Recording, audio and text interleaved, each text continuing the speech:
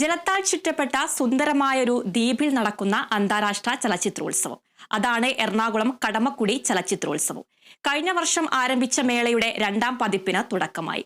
പ്രമുഖ ചലച്ചിത്രകാരൻ ഗിരീഷ് കാസറവള്ളിയും മകളും സംവിധായകയുമായ അനന്യ കാസറവള്ളിയുമാണ് ഇത്തവണത്തെ പ്രധാന ആകർഷണം.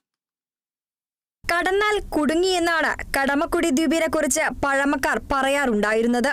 പെട്ടുപോയാൽ തിരികെ പോകാൻ കഴിയാത്തത്രയും സൗകര്യക്കുറവുള്ള ഒരു ദ്വീപ്. എന്നാൽ ഇന്ന് ടൂറിസം ഭൂപടത്തിലെ സുന്ദര പ്രകൃതിയായ കടമക്കുടിയിലേക്കുള്ള യാത്ര എളുപ്പം. കഴിഞ്ഞ വർഷത്തെ ചലച്ചിത്രോത്സവം നാട്ടുകാരുടെയും ചലച്ചിത്രകാരന്മാരുടെയും സാന്നിധ്യത്താൽ ശ്രദ്ധേയമായതോടെ ഇപ്പോൾ 2ാം പതിപ്പിലേക്ക് കടന്നിരിക്കുകയാണ്. ഒരു ഗ്രാമത്തിലേക്ക് ജനപിന്തുണയോടെ ചലച്ചിത്രോത്സവം എത്തുന്നതാണ് കടമക്കുടിയുടെ ആകർഷണമെന്ന് പ്രമുഖ കന്നഡ ചലച്ചിത്രകാരനും മേളയിലെ മുഖ്യാതിഥിയുമായ ഗിരീഷ് കാസറവള്ളി കൊച്ചിയിൽ മീറ്റ് ദ പ്രസിൽ പറഞ്ഞു.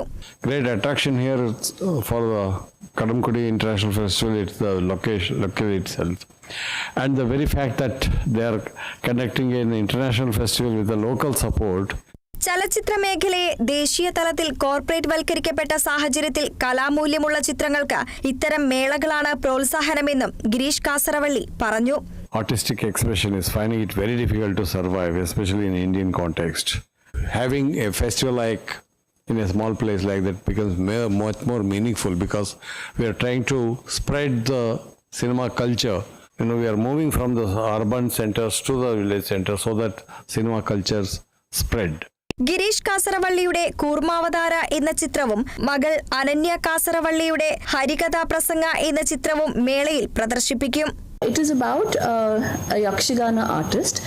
Yakshagana is an art form in Karnataka. 3 ദിവസം ഒരു ഗ്രാമം മുഴുവൻ ഒരു സ്കൂൾ വളപ്പിൽ ഒത്തുകൂടി സിനിമകൾ കണ്ട് ചർച്ച ചെയ്ത് പ്രമുഖ ചലച്ചിത്രകാരന്മാരുമായി നേരിട്ട് സംവദിക്കാനുള്ള അവസരം. അതാണ് കടമക്കുടി ചലച്ചിത്രോത്സവമെന്ന് പ്രമുഖ സംവിധായകനും ആർട്ടിസ്റ്റിക് ഡയറക്ടറുമായ ജോഷി ജോസഫ് പറഞ്ഞു. ചലച്ചിത്രോത്സവം മെയ് 25-ന് സമാപിക്കും. Kerala vision news, Kochi.